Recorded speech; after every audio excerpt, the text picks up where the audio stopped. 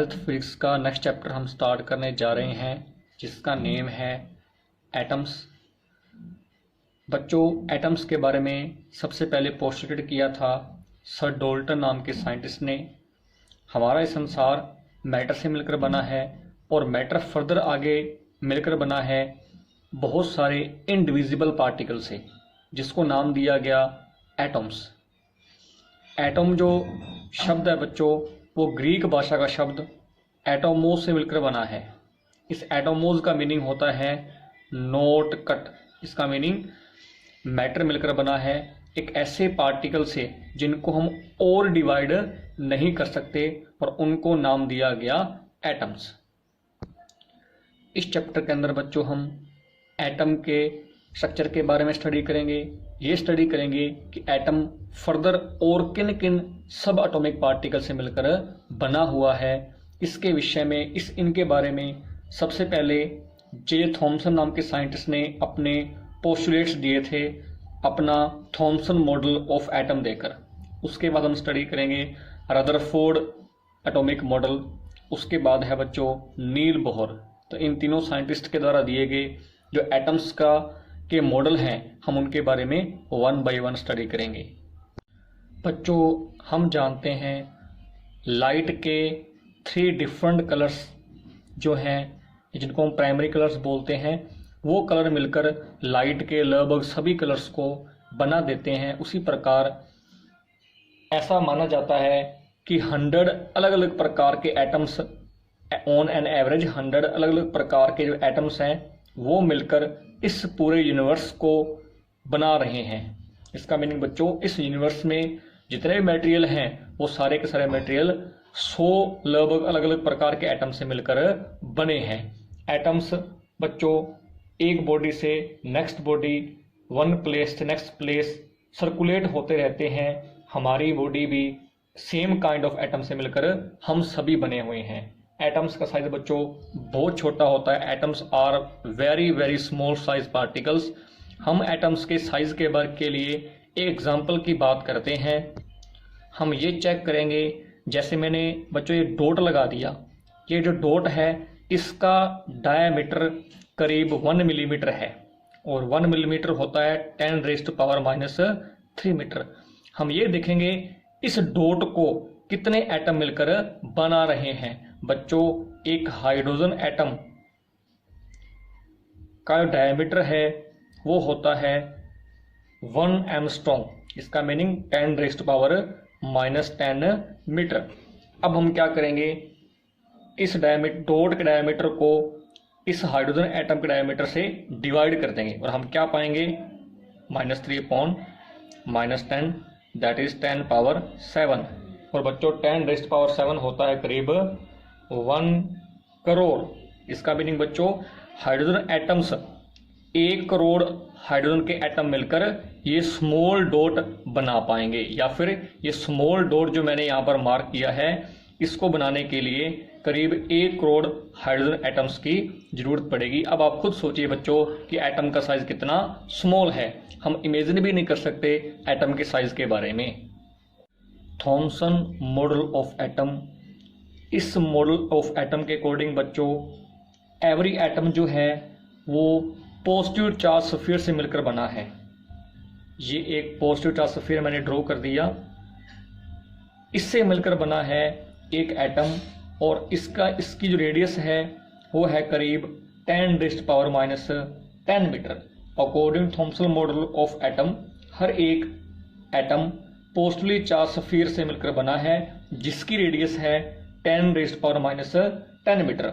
और इसी positive charge sphere के अंदर इस एटम का पूरा मास और पूरा पॉजिटिव चार्ज यूनिफॉर्मली डिस्ट्रीब्यूट होता है, और इसी स्फीयर के अंदर इलेक्ट्रॉन्स एम्बेड होते हैं, इलेक्ट्रॉन्स फिट किए होते हैं। ठीक उसी प्रकार जिस प्रकार एक वाटरमेलन में बीज एम्बेड होते हैं। थॉमसन मॉडल ने बच्चों अपने एटम को वाटरमेलन से या पुडिंग से कंपेयर कर दिया। इस प्रकार वाटरमेलन के अंदर जो रेड एडिबल पार्ट होता है वो है एटम का पॉजिटिव चार्ज, और जो वाटरमेलन के बीज होते हैं वो है एटम के अंदर negative charge particles meaning electron. तो एटम कि इस मॉडल को कंपेयर किया गया वाटरमेलन से according to Thomson model of atom. इस प्रकार किया गया कि नेट पॉजिटिव चार्ज जो एटम का होगा वो नेट नेगेटिव चार्ज के बराबर होगा। इसका meaning an atom is electrically neutral. बच्चों, थॉमसन मॉडल हाइड्रोजन एटम की स्पेक्ट्रल सीरीज के बारे में एक्सप्लेन नहीं कर पाया। इसके अलावा फर्दर और किसी प्रकार की इंफॉर्मेशन थॉमसन मॉडल से हमें नहीं मिलती। थॉमसन ने किसी प्रकार से अल्फा पार्टिकल की स्कैटरिंग एक्सपेरिमेंट परफॉर्म नहीं किया जैसा रदरफोर्ड ने किया था। तो ये लिमिटेशन थी बच्चों थॉमसन मॉडल ऑफ एटम की। रदरफोर्ड अल्फा रे स्कैटरिंग एक्सपेरिमेंट। अल्फा पार्टिकल क्या होते हैं? अल्फा पार्टिकल्स इक्विवेलेंट होते हैं हीलियम न्यूक्लियस के, जिसका एटॉमिक मास 4 यूनिट है, एटॉमिक नंबर 2 यूनिट है। इसका मीनिंग हीलियम न्यूक्लियस में 2 प्रोटॉन्स 2 इलेक्ट्रॉन्स और 2 ही न्यूट्रॉन्स होंगे। यहाँ बच्चों इस सेटअप के अंदर क्या है, एक सोर्स है अल्फा पार्टिकल्स का जो अल्फा पार्टिकल्स को इमिट करेगा। उसके बाद कोलिमेटर का यूज किया गया है। इसका इस्तेमाल होता है इस अल्फा पार्टिकल्स की पैरेलल बीम तैयार करने के लिए, और इन अल्फा पार्टिकल्स को फॉल करवाया जाता है एक गोल्ड फॉयल के साथ। गोल्ड मेटल की फॉयल है जिसकी थिकनेस है 10⁻⁸ मीटर, और जैसे अल्फा पार्टिकल्स इस गोल्ड फॉयल के साथ स्ट्राइक करेंगे, स्ट्राइक होने के बाद वो डिफरेंट एंगल पर स्कैटर होना शुरू हो जाएंगे। डिफरेंट डायरेक्शन में स्कैटर हो रहे अल्फा पार्टिकल्स को एक रोटेटिंग डिटेक्टर के द्वारा ऑब्जर्व कर लिया जाता है। इसके साथ एक माइक्रोस्कोप और जिंक सल्फाइड की स्क्रीन अटैच होती है। अल्फा पार्टिकल स्कैटर होने के बाद जिंक सल्फाइड की स्क्रीन पर लाइट की फ्लैश प्रोड्यूस करते हैं। उस लाइट की फ्लैश को माइक्रोस्कोप के द्वारा हम ऑब्जर्व कर सकते हैं। तो बच्चों, यहाँ इस डिवाइस का क्या रोल है, जो अल्फा पार्टिकल्स किस किस एंगल पर स्कैटर हुए, कितना वो डेविएट हुए अपने रास्ते से, किस किस एंगल पर अल्फा पार्टिकल्स स्कैटर हुए, उस एंगल को हम इस डिवाइस के द्वारा मेजर कर लेते हैं। ये है बच्चों अल्फा रे रदरफोर्ड का स्कैटरिंग एक्सपेरिमेंट। यहाँ बच्चों गोल्ड फॉल पर बहुत बड़ी मात्रा में, बहुत बड़ी संख्या में अल्फा पार्टिकल्स को फॉल करवाया जाता है। वो अल्फा पार्टिकल्स गोल्ड फॉल के साथ कोलाइड होने के बाद डिफरेंट एंगल पर स्कैटर होना शुरू होंगे। किस किस एंगल पर स्कैटरिंग होगी, किस किस एंगल पर वो डेविएट होंगे, उस एंगल को हम इस डिवाइस के द्वारा मेजर कर लेते हैं। इस अल्फा रे स्कैटरिंग एक्सपेरिमेंट से क्या कुछ ऑब्जर्व किया गया और उनके बेस पर क्या कंक्लूड किया गया, हम उन पॉइंट्स की बात करते हैं। बच्चों, इस एक्सपेरिमेंट के अंदर क्या पाया गया, ज़्यादातर अल्फा पार्टिकल्स ऐसे थे जो इस गोल्ड फॉयल में से सीधे ही निकल गए। मतलब उन अल्फा पार्टिकल्स का इस गोल्ड फॉयल के एटम के साथ किसी प्रकार का कोलिजन नहीं हुआ। इससे क्या कंक्लूड किया गया, देखो बच्चों, बहुत सारे अल्फा पार्टिकल्स हैं जो काफ़ी फास्ट मूव कर रहे हैं, वो तेज़ी से आ रहे हैं गोल्ड फॉयल के एटम्स के साथ कोलाइड करना। और वो अल्फा पार्टिकल्स में से बहुत सारे, लगभग सारे, ज़्यादातर ऐसे पार्टिकल्स थे जो इस गोल्ड फॉयल के एटम्स में से सीधे ही निकल गए। इसका मीनिंग बच्चे, इसका मीनिंग ये कंक्लूड किया गया कि एक एटम के अंदर बहुत सारा स्पेस एम्प्टी होता है। Rutherford conclude that most of space in atom is empty। तभी तो ज्यादातर अल्फा पार्टिकल्स बिना कोलाइड एटम में से सीधे निकल गए। इसके बाद बच्चों नेक्स्ट पॉइंट है, टोटल अल्फा पार्टिकल में से 0.14% पार्टिकल्स की ऐसी थी जिन अल्फा पार्टिकल्स की स्कैटरिंग हुई 1 डिग्री से ज़्यादा। इसका मीनिंग बच्चों 100 अगर पार्टिकल्स आपने फॉल करवाए तो उसमें से 0.14, 10,000 अगर आपने फॉल करवाए तो उसमें से 14 अल्फा पार्टिकल ऐसे थे जिनका टकराने के बाद जो डेविएट हुए 1 डिग्री से ज़्यादा। बहुत कम पार्टिकल्स डेविएट हो पाए। इसके बाद बच्चों 8,000 अल्फा पार्टिकल में से सिर्फ एक ही ऐसा पार्टिकल था जिसका डेविएशन हुआ मोर देन 90 डिग्री। इसका मीनिंग क्या बच्चों, अगर आपने 80,000 पार्टिकल्स फॉल करवाए गोल्ड की फॉइल पर, उसमें से केवल 10 ऑन एन एवरेज 10 ही ऐसे अल्फा पार्टिकल्स होंगे जो अपने रास्ते से डेविएट हुए। कितना डेविएट हुए? More than 90 degree. बच्चों, एक अल्फा पार्टिकल का जो मास होता है 1 इलेक्ट्रॉन के मास का करीब 7000 गुना होता है। इसका मीनिंग बच्चों, उस अल्फा पार्टिकल को गोल्ड फॉइल का 1 इलेक्ट्रॉन तो रोक नहीं पाएगा। अगर अल्फा पार्टिकल अपने रास्ते से भटक रहे हैं, डेविएट हो रहे हैं, तो इस डेविएशन के पीछे कोई और रीजन है। अल्फा पार्टिकल के ऊपर बच्चों पॉजिटिव चार्ज होता है, और अगर हमें इस अल्फा पार्टिकल को डिफ्लेक्ट करवाना है, डेविएट करवाना है, तो पॉजिटिव चार्ज की जरूरत पड़ेगी। तो इन पॉइंट से क्या कंक्लूड निकला बच्चों?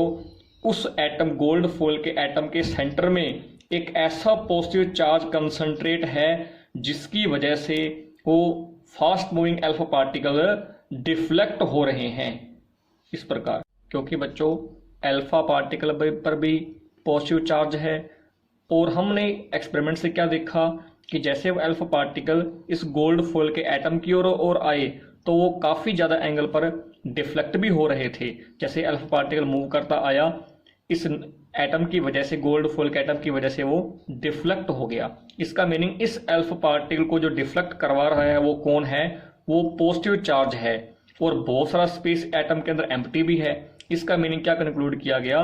एक एटम के में एक ऐसा स्पेस है, उस स्पेस में बहुत सारा पॉजिटिव चार्ज या उसका सारा का सारा मास उस स्मॉल एरिया में कंसंट्रेट है। उस स्मॉल एरिया को, उस स्मॉल टीनी सेंट्रल पार्ट को बाद में क्या नाम दिया गया? न्यूक्लियस नाम दिया गया। और इसी न्यूक्लियस की वजह से वो अल्फा पार्टिकल डिफरेंट एंगल पर डेविएट हो रहे हैं, क्योंकि बच्चों न्यूक्लियस पर भी पॉजिटिव चार्ज होता है। इन दोनों के बीच में कौन सा फोर्स लग गया? Electrostatic force of repulsion. इस स्कैटरिंग को बच्चों हम एक एक्सपेरिमेंट, एक सिंपल एग्जांपल से हम समझते हैं। बच्चों एक बात तो तय है, कोई पार्टिकल इस गोल्ड फॉइल के एटम के जितना पास में से निकलेगा उतना रिपल्सन ज्यादा होगा, जितना दूर से निकलेगा उतना रिपल्सन कम होगा। ये हमने पढ़ा है बच्चों, आपने फर्स्ट चैप्टर के अंदर पढ़ा होगा। यहाँ क्या हो रहा है, मैंने 5 अल्फा पार्टिकल्स अजूम कर लिए, और उन 5 पार्टिकल्स को हम क्या करेंगे, इस गोल्ड फॉइल के का जो एटम है, उस एटम में जो पॉजिटिव चार्ज कंसंट्रेट है जिसको न्यूक्लियस नाम दिया गया, उस पर फॉल करवाया गया। तो इसमें देखो बच्चों, फर्स्ट पार्टिकल है जो कि हेड ऑन कोलिजन कर रहा है, वो काफी फास्ट मूव करेगा। जैसे वो अल्फा पार्टिकल इस गोल्ड फॉइल के न्यूक्लियस को अप्रोच करेगा, इन दोनों के बीच में रिपल्सन फोर्स की वजह से उस अल्फा पार्टिकल की स्पीड कम होनी शुरू हो जाएगी, और कम होते होते वो बच्चों अपने सेम पाथ से रिबाउंड हो जाएगा। जिस रास्ते आया था उस रास्ते चला गया। तो बच्चों यहां देखो किस एंगल पर वो स्कैटर हुआ, वो है 180 डिग्री। उसके बाद बच्चों 2 पार्टिकल और 2 डैश पार्टिकल, ये पार्टिकल्स भी इस गोल्ड फॉइल की ओर मूव कर रहे हैं, पर ये थोड़ा दूर से मूव कर रहे हैं, तो इन पर इसका रिपल्सन फोर्स कम होगा और ये कम डिग्री एंगल पर स्कैटर होंगे। देखो ये 2 नंबर पार्टिकल की बात करें, ये पार्टिकल इस रास्ते आ रहा था। अगर गोल्ड फॉइल का एटम यहाँ पर ना होता तो ये अल्फा पार्टिकल सीधा ही निकल जाता, पर गोल्ड फॉइल के रिपल्सन की वजह से वह अल्फा पार्टिकल इस रास्ते निकल गया। और ये जो एंगल बच्चों आएगा ये है मोर देन 90 डिग्री। उसी प्रकार बच्चों जो 2 डैश पार्टिकल है वो भी 90 से ज्यादा एंगल पर स्कैटर होगा। अगर हम बच्चों बात करें 3 नंबर पार्टिकल और 3 डैश नंबर पार्टिकल की, ये थोड़ा और दूर से निकल रहे हैं, तो इन दोनों पार्टिकल्स पर ये न्यूक्लियस का रिपल्सन फोर्स कम काम करेगा और वो स्मॉल एंगल पर डिफ्लेक्ट होंगे।